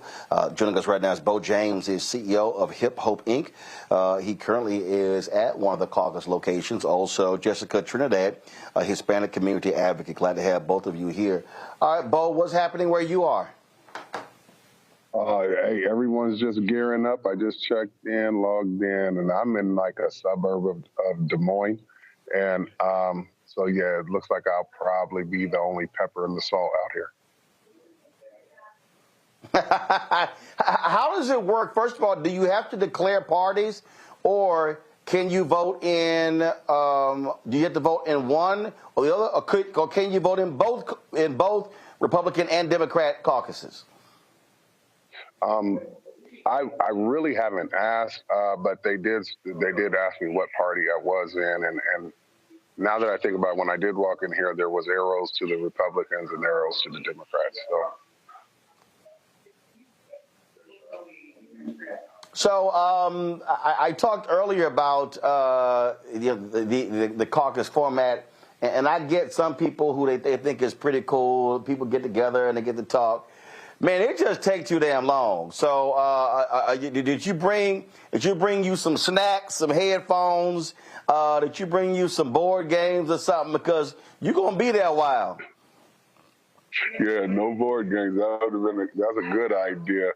But yeah, I've done this before. I started doing this early. I'm 51 now, and my parents started bringing me here when I was about 23.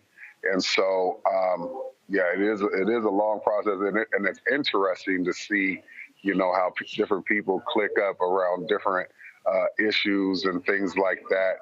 And I mean, and they get heated, man. Like, and again, they all look alike, but man, they vary on issues, and they're real passionate about stuff out here. And everybody's looking to me to tilt the scale one way or another.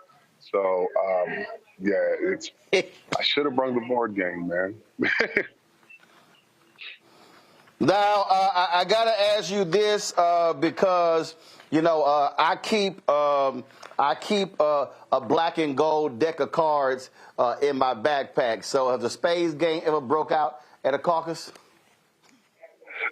Nope. At least not at the ones that I've been to.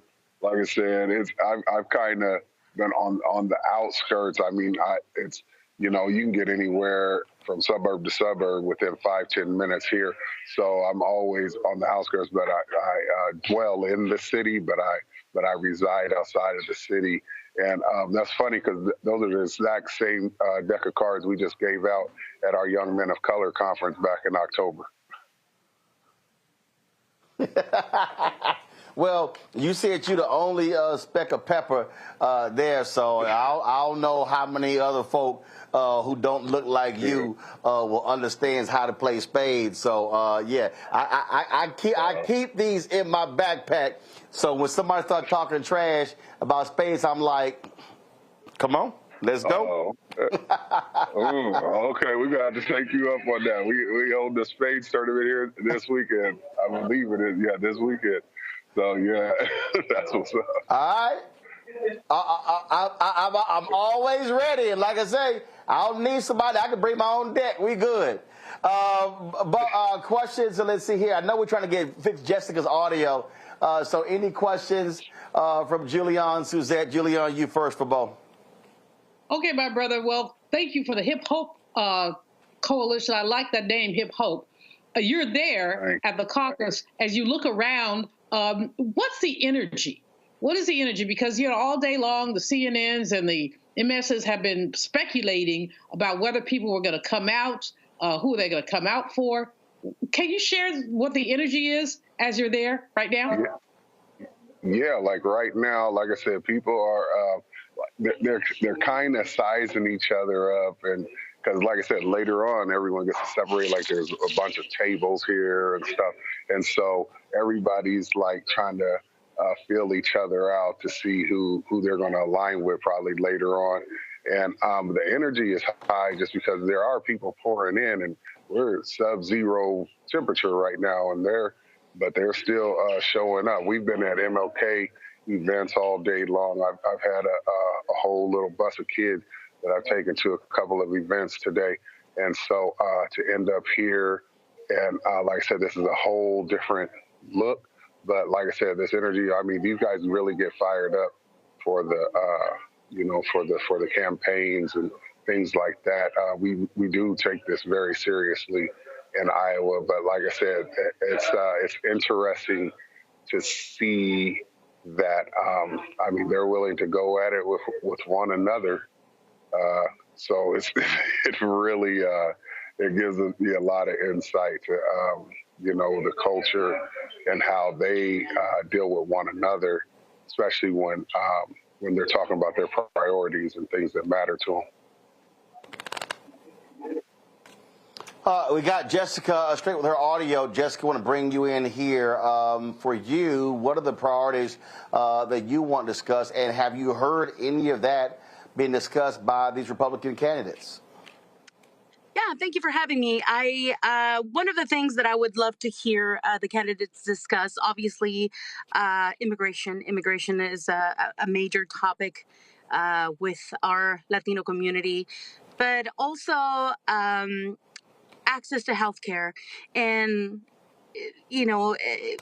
the future of the economics in North America are, topics that are of concern to our community for sure. Suzette? Yes, I would like to ask you both. I was trying to get statistics about what the economic, as you just mentioned, Jessica, situation is for Black and brown folks there in Iowa. And I was reading, but the statistics I saw were from like 2012 to 2016. So 10 years ago, I'm not sure if you guys could give us some insight. What I was reading was for Black Iowans, the home ownership rate was more like a third of them. And for white Iowans, it was averaged at that time 75%, that Black people, specifically Black men, earned about 47 cents for every dollar white men in Iowa earned. I was reading about, other statistics about what industries they were in. Talk about the economic situation there. Where are Black and brown people employed mostly? Are you seeing those deficits still? I know I've seen Black unemployment up to 5 years ago down to 10% in Iowa. Tell me about what is the reality for you guys as you live in Iowa each day. Yeah, and I'll start on that. If I don't know if he was referencing what we call the One Economy report. That is our most recent record of from when they did research a few years back. But those numbers have not moved very much, and I doubt that they got any better, especially since COVID knocked everything back out. But I mean, we're recovering. Again, we help people get jobs. The jobs are here if they want them, and they're taking them seriously. But again, the wages do vary. The disparity with the wages is very real, and you can really see some systemic challenges there. But but those numbers are pretty much the same. But the One Economy report, if you could Google that, would be the most recent and up-to-date information.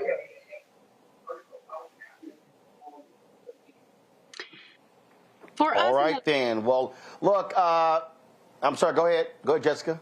No, I was just going to add, for us in the Latino community, it's more of a combined issue when it comes to economics. We come from a mixed group of individuals where some households have individuals that don't have immigration status. Some do. And so the situation might change for everybody. Obviously, our community having access to those higher paying jobs that have more opportunities where there's higher wages. And the issue with the immigration of having a status that allows you to get access to those type of opportunities. Understood. Thank you. All right, then. All right, glad to have both of you join us. Good luck. Stay warm.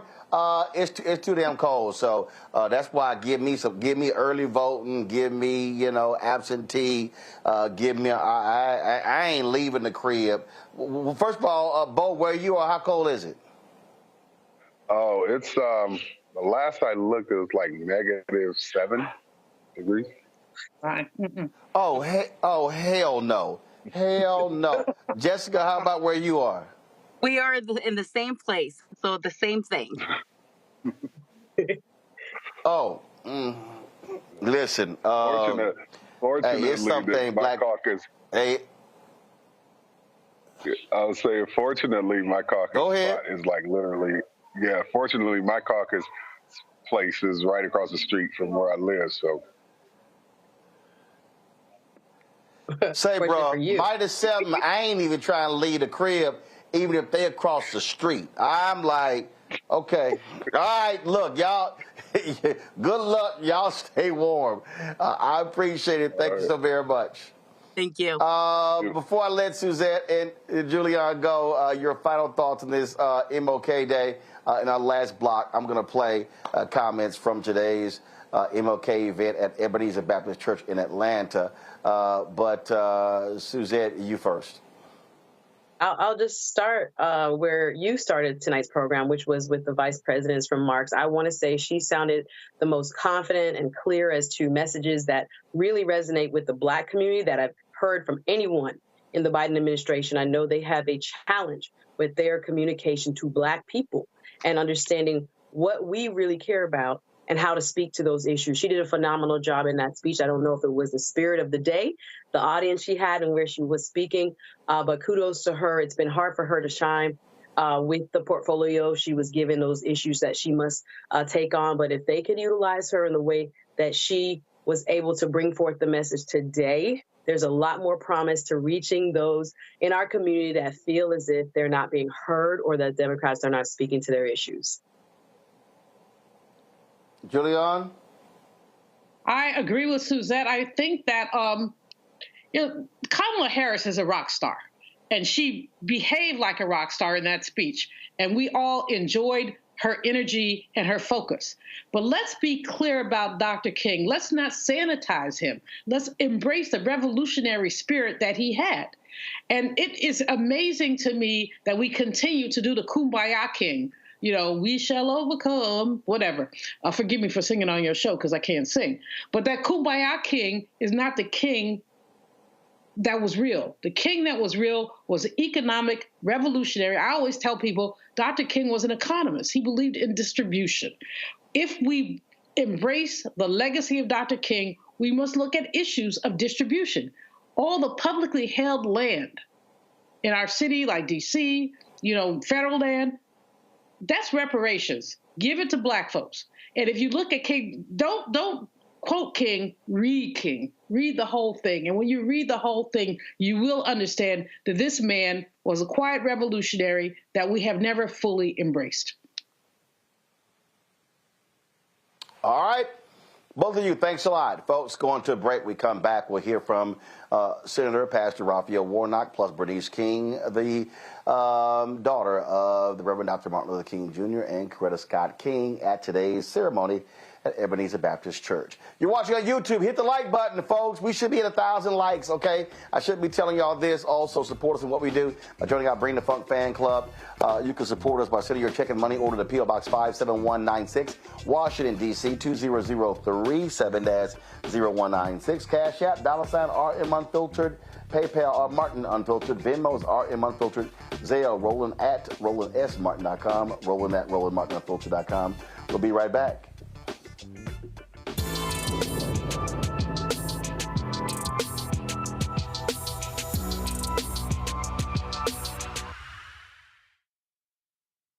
When you talk about blackness and what happens in black culture, we're about covering these things that matter to us, speaking to our issues and concerns. This is a genuine people-powered movement. There's a lot of stuff that we're not getting. You get it, and you spread the word. We wish to plead our own cause.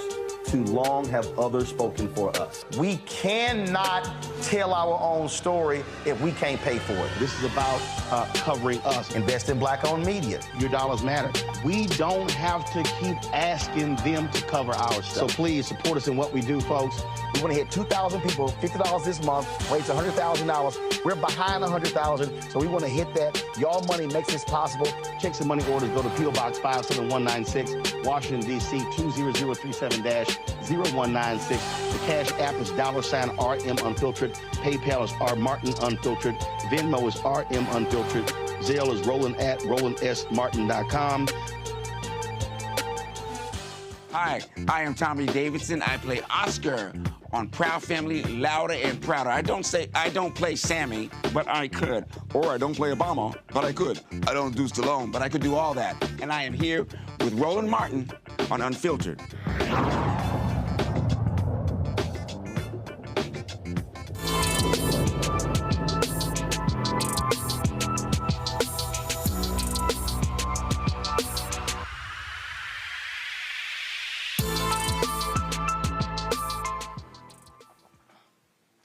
Folks, the MLK Center has an annual commemoration for this day. It takes place at Ebenezer Baptist Church. It is the church where Dr. King's father, as well as Dr. King, pastored. Well, it is always a packed celebration. Today, former Congresswoman Liz Cheney was the featured speaker, but here is Pastor and Senator Raphael Warnock with his thoughts on this day. My great honor and pleasure to welcome you again, those who are in this sanctuary, those who are on television and online, to the Ebenezer Baptist Church, America's Freedom Church. We're grateful for the work and the witness of the King Center and the King family. And on this, the very first King Day since her triumphant transition, as her pastor, I remember fondly the enduring love and profound respect that all of us have for the matriarch of our church, big sister of Martin Luther King Jr. Let's remember Christine King Farris. Come on, give God praise for Dr. Christine King Farris.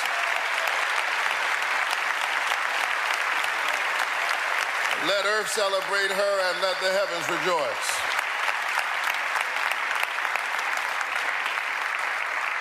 How we miss her and how we miss her hats. She was the longest serving member of the Ebenezer Baptist Church and one of the longest serving members of the faculty at Spelman College ever.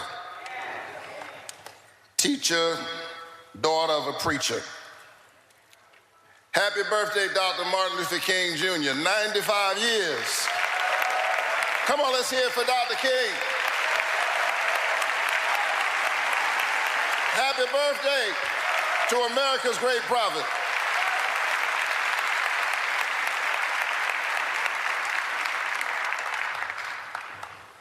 The Reverend Dr. Martin Luther King Jr., co-pastor of this church, who stood in the tradition of his maternal grandfather, A.D. Williams, second pastor of this church. Martin Luther King Sr., Daddy King, third pastor of this church. His clarion voice of conscience as it was informed by that tradition summons us together at a moment when there are forces at work in our country trying desperately to tear us apart. And they're trying to tear us apart because people who have no vision traffic in division. They do not know how to lead us, and so they are trying to divide us for their own short-term political purposes. But we've seen this movie before. We're not going for it.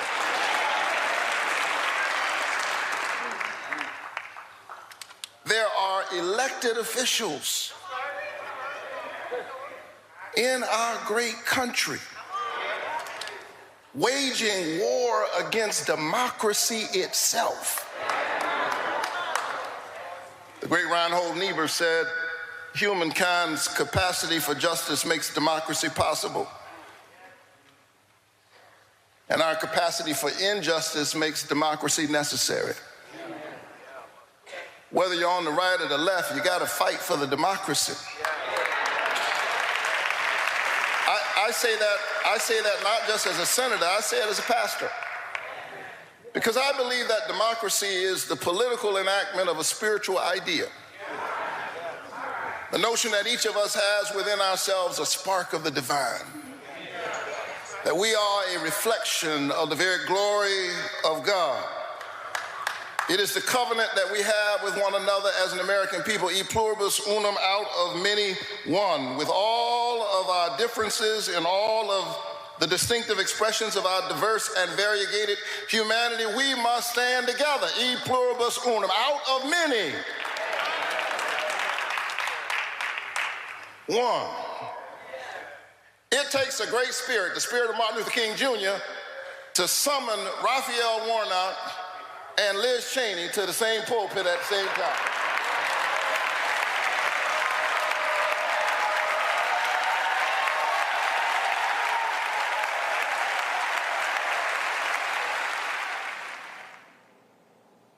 All right, folks, this is Bernice King the daughter of Coretta Scott King, Reverend Dr. Martin Luther King Jr. Reverend Natasha, I'm not just the daughter of Dr. Martin Luther King and Coretta Scott King, but I stand today as the daughter of the King of Kings. Hallelujah. As CEO of the King Center, let me officially welcome each and every one of you to our 56th observance of my father's birthday, the 39th federal holiday observance in honor of what would have been his 95th birthday.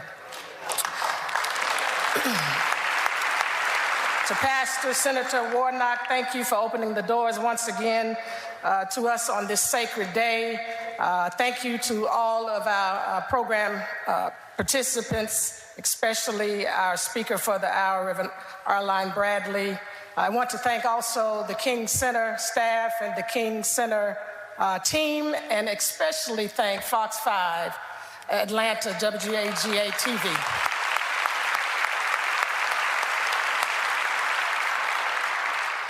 This is an urgent hour. These are very strange and peculiar times. I, for one, am very concerned about our children. I'm concerned about our communities.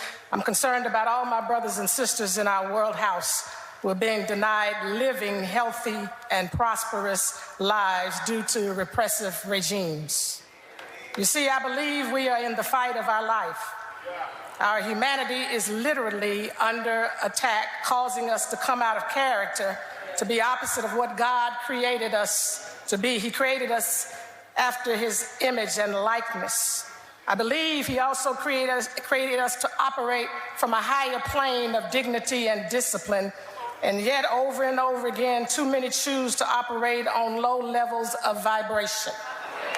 These tumultuous, turbulent, and trying times have led us to a dark place where it seems like our love for humanity has dimmed, and fear, hate, greed, selfishness, meanness, oppression, exploitation, nationalism, militarism, imperialism, terrorism, xenophobia, homophobia, anti-black racism, Islamophobia, and anti-Semitism have become magnified.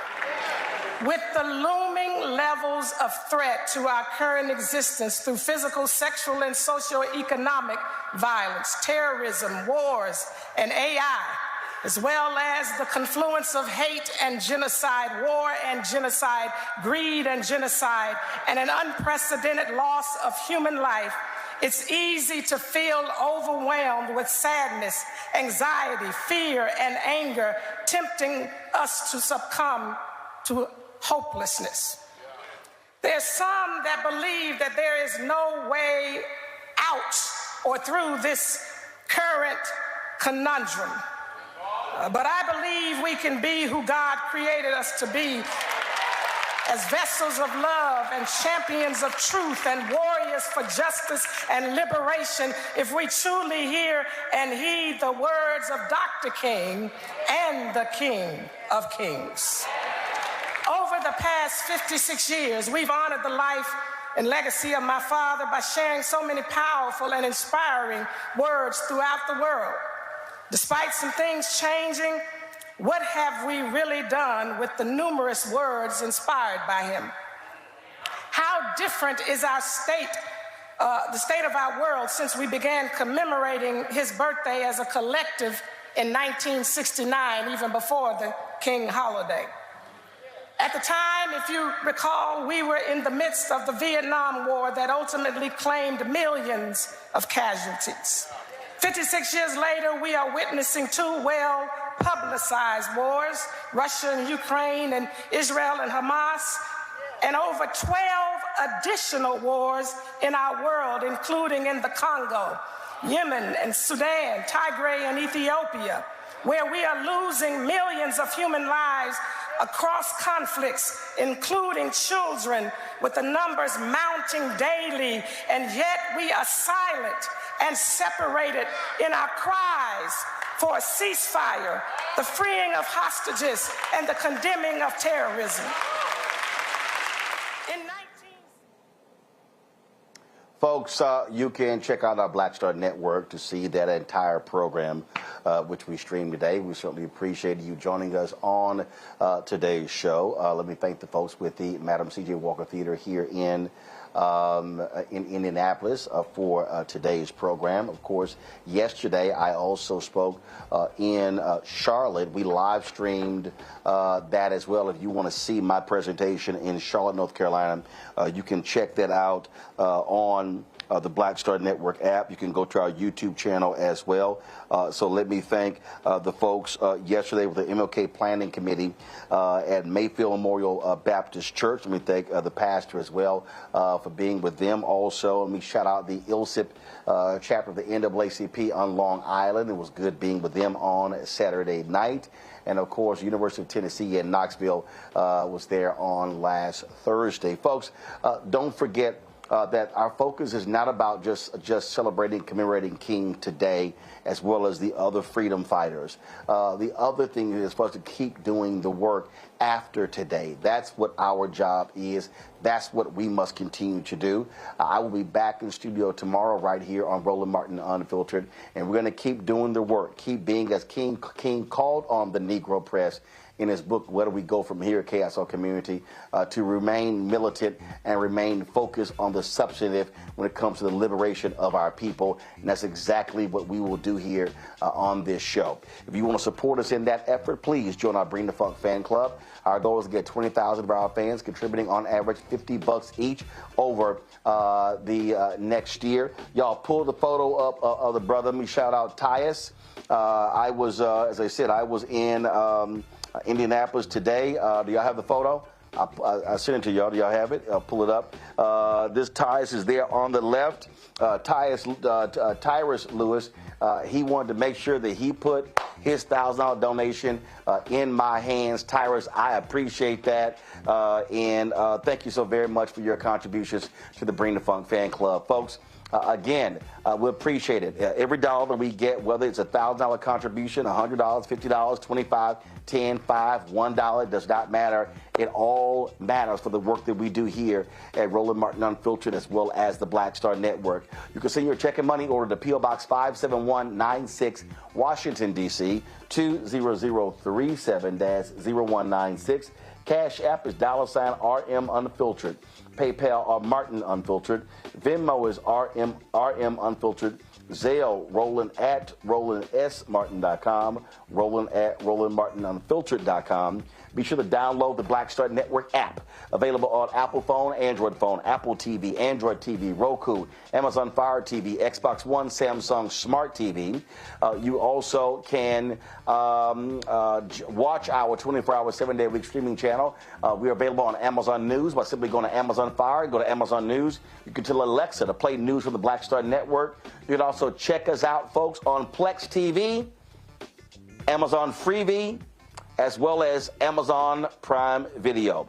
And do not forget to get a copy of my book, White Fear, How the Browning of America is Making White Folks Lose Their Minds, available bookstores nationwide. And be sure to get the audio version on Audible. Yep, that's me reading it. You can check it out there as well. Folks, that's it. I'll see you tomorrow back in D.C. Right here, Roland Martin Unfiltered. Holla!